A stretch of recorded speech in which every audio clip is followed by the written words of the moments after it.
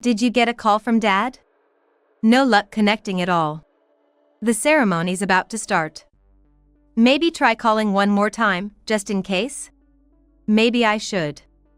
I dialed the phone so my son could hear, putting it on speaker mode. Sorry, I've been unable to answer the phone. Where are you and what are you doing? My mom's funeral is about to begin. We're currently on a trip to Guam with my mom. Is there anything planned after the funeral? We're here for 2 nights and 3 days, so if you can make it, you should come too. It's way better than the brochures we once saw. Guam. Why aren't you here for my mom's funeral? Don't tell me this trip to Guam was the one we were supposed to go on? I told you I had to cancel because of my mom's stuff, remember? Yeah, you mentioned it, but I really wanted to go to Guam, and it seemed a waste to cancel, so I brought my mom instead of you. My mom's been having trouble walking, so she's grateful to travel while she still can. Isn't that great? How is it great that you're in Guam during my mom's funeral? I thought about it after your mom passed. I needed to make sure I did right by my mom while she was still here, to live without regrets. It doesn't have to be today, though. Well, I've used up all my vacation days. I thought it was good timing since I could take bereavement leave. I think this is a gift from your mom, telling me to cherish my own mother. I began to feel silly for even talking to my husband. My son had been speechless from the moment his father mentioned being in Guam, completely dumbfounded. Well, I'll be back soon, then. Oh, okay. I, too, was completely fed up with my husband. The more we talked, the more tired I felt, so I decided to hang up. But just then, a hand reached out and snatched my smartphone away. In that moment, my husband's life was over. I'm Ava, a 54-year-old office worker. My son, Kevin, is 26 and has already found a job and moved out, so it's just me and my husband, Jack, living together. After finishing raising our child, we were enjoying a quiet life, working and spending time together as a couple, but after our son moved out, something significant happened. Will you be home early today? Probably. If you need anything from the store, I can grab it. Could you pick up some toilet paper and dish soap from our usual drugstore? My husband and I used to leave for work at the same time. But once our son moved out, my husband started coming home earlier than he used to, while I often came home late when our son was still living with us. My husband is 3 years younger than me, in his mid-40s at this time. I thought maybe I was no longer in the age group that works relentlessly like in my 20s and 30s. I wasn't finishing work as late as I used to, but neither was I questioning it. If anything, I was grateful that my husband started helping more around the house after our child-raising years were over. However, about a year after our son moved out, my husband dropped a bombshell. Ava, I'm sorry. I've been fired from my job. Wait, what? Why? What happened? You know I've been coming home early lately? It wasn't because work ended early, I was actually skipping work. You skipped work to the point of getting fired? Yeah. The company had given me several written warnings to properly do my job. But I thought they couldn't just fire an employee that easily, so I ignored those warnings. And then, skipping work escalated to taking unauthorized absences. Unauthorized absences. But we left the house together. We did leave together, but I'd kill time at a cafe, did shopping you asked for, grabbed lunch, and came back home by noon. Why would you do that? I don't really know. Suddenly, I just lost all motivation for work. The more I thought I needed to get motivated, the less motivated I became. My husband answered quietly, without looking at me. When I looked at his face, it was as if he was on the verge of world collapse. He seemed deeply remorseful about his mistakes. Though he said he didn't understand why this happened, I had a hunch about the reason. Probably, he had burnt out completely after our child rearing was done. And unfortunately, my burnt-out husband had other worsening factors. What were you doing at home, skipping work? Mostly, my mom came over because her house is close by, you know. Whenever I told her I was off work, she came over. We sometimes went out together even before. Having been raised in a single-mother household, my husband deeply valued his mother. It's good to cherish one's mother. I was raised in a single-mother household too, so I cherish my mother as well. However, my mother-in-law, being doted on by my husband, couldn't let go of him. Because our houses were close, she'd often come over, buying things for him, and suggesting they go on trips together, favoring her son over her grandson. However, my husband wasn't without common sense. He'd tell his mother not to come over too often and would take me and our son along for trips, maintaining a reasonable distance. His burnout must have thrown off the balance, making it hard to maintain a proper distance with his mother. My mother-in-law, happy to be treated kindly by her beloved son, didn't say anything against skipping work. The two of them ended up creating the worst synergistic effect, resulting in my husband's disciplinary dismissal. If my husband turned into a mama's boy to the point of getting fired for skipping work, I'd consider divorce. But he was aware of his mistakes and regretted it. And this happened partly because of the burnout from the end of child rearing and partly because his relationship with his mother was well geared in the wrong direction. Besides, we've been together for over 25 years without major issues. Though his mistake was huge, I couldn't abandon him over one fault and reluctantly decided to forgive him. You won't make the same mistake again, right? Of course not. I'll work hard. Then, start job hunting right away. I supported my husband's fresh start, and he immediately took action to meet my expectations. Yet, I would come to regret not divorcing him at that moment. He began searching for work in earnest, reflecting on his actions. Seeing his sincere effort in job hunting, I felt reassured that the same issue wouldn't happen again, but it seems the world wasn't so kind. Another rejection. It's okay. You have the experience and skills. There must be a company that needs you. My husband continued to receive rejections through calls, emails, and various methods. The fact that he was dismissed for disciplinary reasons from his previous job was definitely impacting his job search negatively. It seems that a disciplinary dismissal is taken more seriously than we had imagined. It would be best not to mention the dismissal, but in interviews, the reason for leaving a previous job is almost always asked. Since lying in an interview isn't an option, he inevitably has to mention the disciplinary dismissal. My husband silently looked over the rejection notices he received. At first, he looked disappointed, but now, after receiving so many, his expression has shifted to one of resignation. It was my mom, Kathy, who came to our aid in this hopeless situation. Hello. How's Jack's job hunt going? Same as ever. I thought Jack, now that he's serious, would find a job quickly, but the world isn't that kind. Well, jobs are hard to come by these days anyway. What will we do if he can't find anything? About that, I was thinking of asking someone I know if they could help. What do you think? Can he start working immediately? I doubt it'll be that easy. Maybe smooth enough to get an interview. That would still be a big help. We often get rejection emails just from sending in a resume. Alright, I'll check and see. I'm not as young as I used to be, and the person might not be involved with the company anymore. Can you check if it's okay to proceed with Jack? Got it, thanks. Kathy was nearly 80 by then, so her contacts weren't likely to be young either. As she said, there was a high chance they were no longer associated with the company.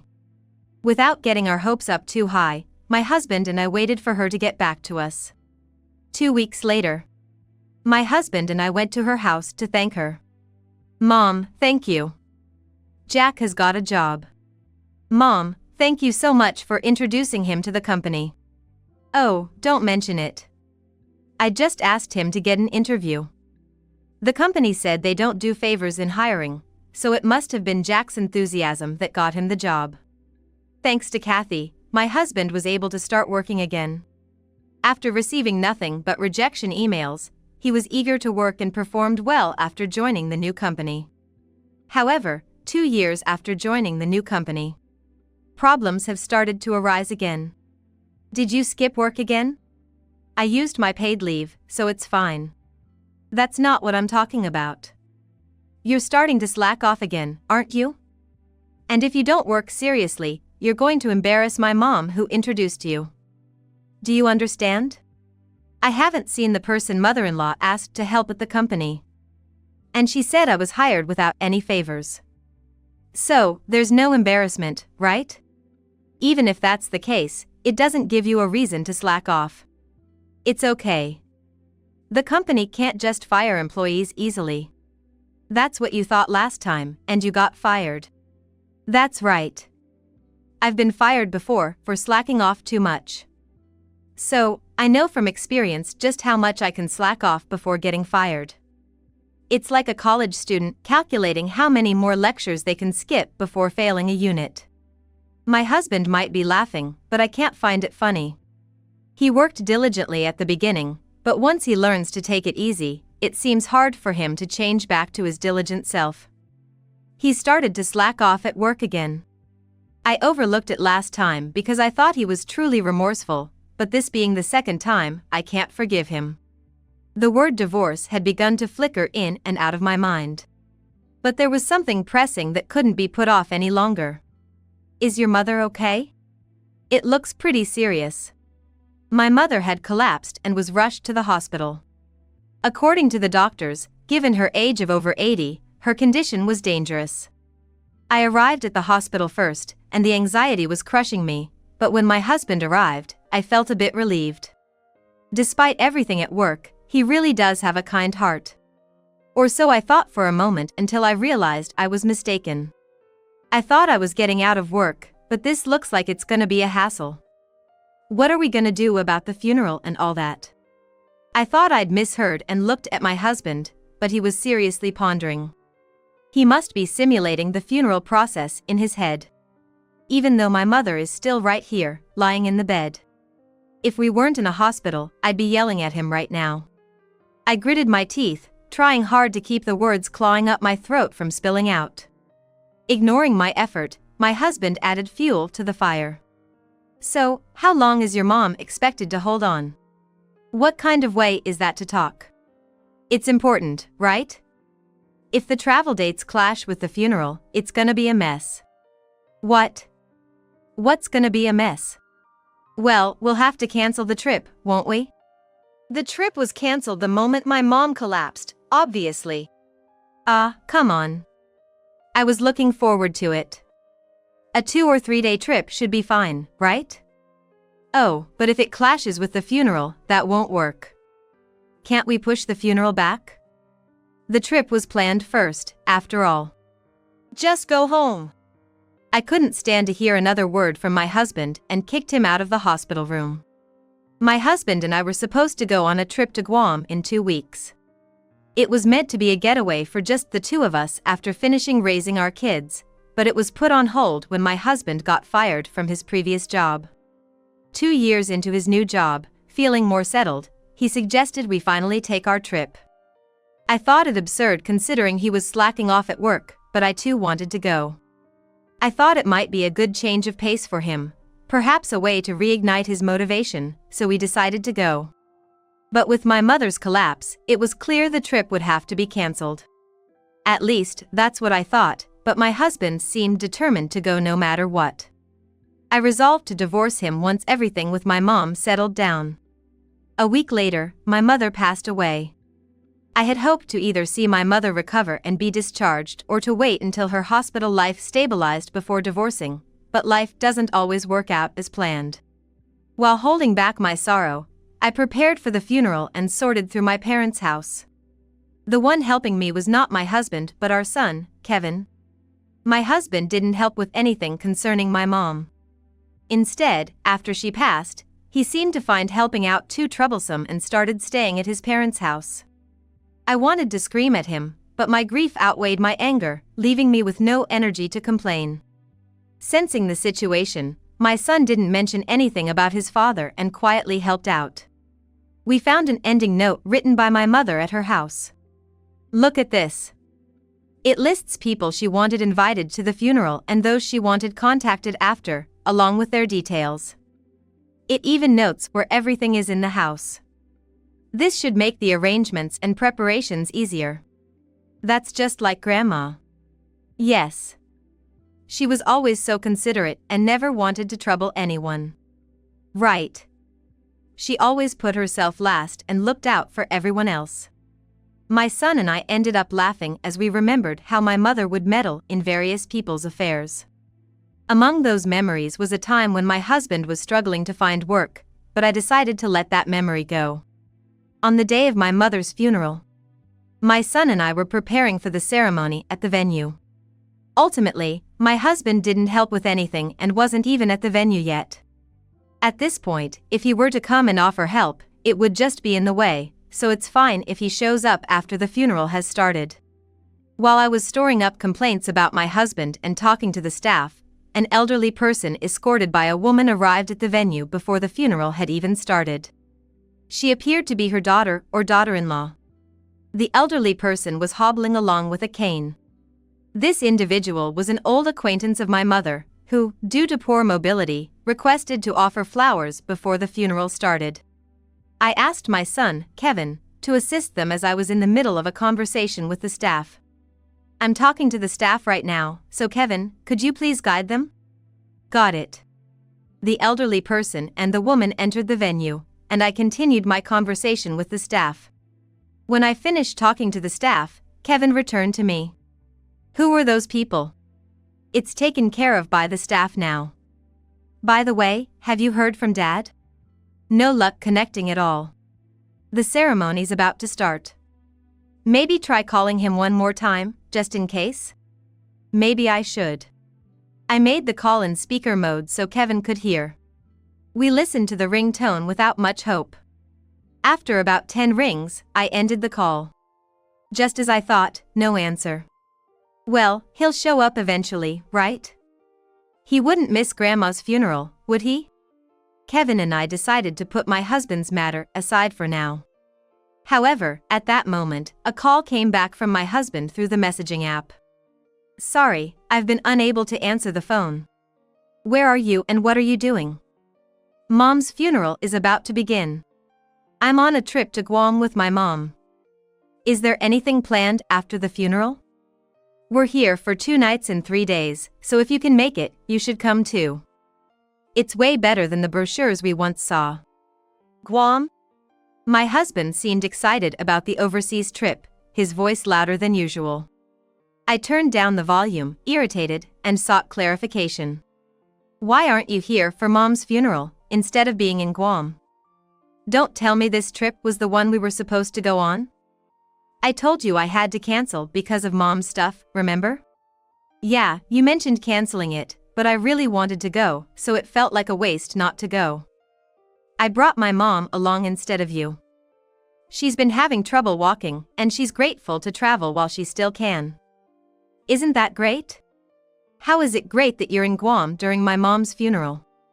I was thinking, now that your mom's gone, I need to do right by my mom while she's still here, so I don't have any regrets. It doesn't have to be today, you know. Well, I've used up all my vacation days already. I thought it was a good time since I could take bereavement leave. I'm sure this is a gift from your mom, telling me to take care of my own mom. Talking to my husband was starting to seem foolish. Kevin, upon hearing his father was in Guam, was too flabbergasted to utter a single word. Well, I'll be back soon, then. Ah, right. Like Kevin, I was completely fed up with my husband.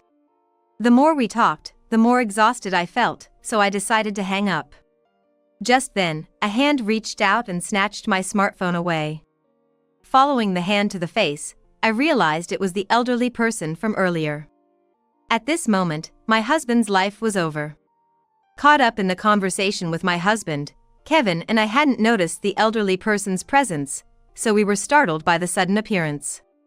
Since the call was on speaker mode, and the elderly person had overheard our conversation, I hurriedly apologized. I'm sorry you had to hear that unpleasant conversation. It's all right. Who's there? Is someone else there? Sounds like an old man, but it's not Kevin's voice, is it? Hey, show some respect. That's the former president and current chairman of the company you work for. What? The chairman? Why would the chairman be there? Remember how my mom asked someone she knew to get you an interview at your current job? That person was the chairman. It's understandable why my husband was surprised. I never thought my mother knew a company chairman, Mr. Schwab. She was always meddling in various matters, so it makes sense she knew many people, including the chairman. Her ending note revealed that the chairman was among her acquaintances and had been listed among those she wanted invited to the funeral. It also mentioned thanking him for hiring my husband. I'm sorry for the late introduction. My husband works for you. No worries, I asked to greet you later so as not to cause any inconvenience, as I insisted on offering flowers first. I've heard from my mother how much you've done to get my husband a job. I just mentioned I had someone I wanted them to interview. The rest was up to them. It wasn't my decision to hire your husband. Hearing our conversation, my husband seemed to believe the person on the phone was indeed the chairman. Though I couldn't see his expression through the phone, his attempts to join the conversation and his heavy breathing made it easy to imagine he was panicking. Mr. Schwab, I apologize, but I've never seen you at the company. Why did you come to the funeral today? Is it so strange for me to attend a friend's funeral? I don't have a duty to be at the company daily because of my position as chairman. But I do attend meetings and the board of directors, so it's not like I'm never there. We just haven't crossed paths. My husband had said he never saw my mother's acquaintance at the company. We thought the acquaintance was a retired former employee. However, it seems it was merely because my husband, who had just joined the company and was slacking off, hadn't had the chance to meet him. Hey, Ava. Did you know your mom knew the chairman? Why didn't you tell me? I was going to. But I only found out after reading my mom's ending note. You haven't been home or helped with the funeral arrangements, nor contacted us. So, I never had the chance to tell you. So, you didn't help with your wife's mother's funeral at all? That's right. So, it's been just me and my son preparing everything, and my husband is currently in Guam. Hey, stop that. It's not like that. This trip was planned in advance, and I do care about your mother. Listening to the conversation, the chairman must have already grasped the situation. However, to clarify things for my husband, I took the time to explain the situation to the chairman politely. I couldn't help but laugh at how flustered my husband was getting. The chairman, having had a bit of fun, then soberly dropped the hammer. You claimed bereavement leave at the company, yet you're actually on a trip to Guam. This amounts to a false claim. We'll deal with the consequence once you're back, but for now, enjoy the precious time with your mother. No, wait, please. I'll come back right away. My husband was babbling something, but the chairman ignored him and handed the phone back to me. After hanging up, the chairman had a brief chat with me. The policy on bereavement leave might differ from one company to another, but at my husband's company, it seems to be treated as a special leave, where employees can take time off without using their paid leave, and still get paid for it. It's a very generous arrangement, but my husband's actions make it a serious issue. He informed his company he needed to take time off for his mother's funeral, yet he was actually going on a vacation. During this vacation, he is still earning a salary without using any paid leave. This is essentially deceiving the company for money, which appears to be a significant misconduct. I also informed the chairman that my husband hasn't been diligent at work and that I intend to divorce him. After our conversation, the chairman left. And my son and I thanked him and saw him off. After the funeral, I packed the bare minimum and moved to my late mother's house before my husband returned. The next day, after cutting his trip short, my husband called me as soon as he landed. Where are you right now? I've gone back to my mom's house. I'll come to pick up the rest of my stuff soon, so leave it as it is. What do you mean? Does that mean you're divorcing me? Of course. You should think about what you've done. All right. We'll talk about the divorce more thoroughly later. There's something more urgent I need to discuss first. What could possibly be more urgent than a divorce? It's not something to talk about over the phone. Can you come over to the house? I really didn't want to see my husband. But his urgency piqued my curiosity. And there were some belongings I wanted to retrieve, so I decided to go to our house.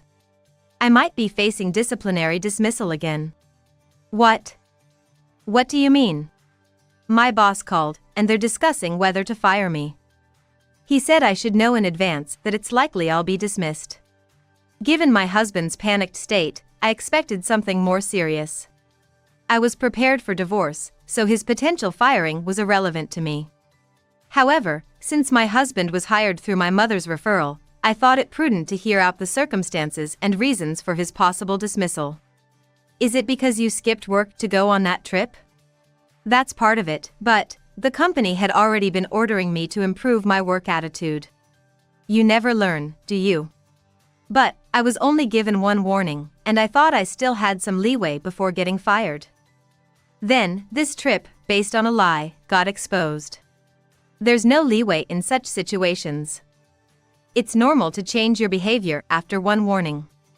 So, you got fired because of that? No, there was one more outrageous thing that got exposed. When I was interviewed for my current job, I was asked why I left my previous job. I didn't mention that I was fired for misconduct. I thought I'd be rejected again if I did. And that was called falsifying my resume. You lied even before you were hired? I'm astounded. Listening closely to my husband's story, it seems like not mentioning the disciplinary dismissal might have been okay if not asked, but lying when asked is definitely not allowed. Also, a disciplinary dismissal could be discovered through referrals, but my husband's company did not require it. However, when I spoke with the chairman at my mother's funeral, I mentioned that my husband was fired from his previous job for misconduct. The chairman, combining the lie about the trip and the disciplinary dismissal, must have informed the company. After some investigation by the company, considering my husband's past negligence at work, the decision to dismiss him was made. And here I was, thinking you had some serious news, but it's just that you got fired, right? That's to be expected, and you could have just told me over the phone. I'm getting fired again, you know?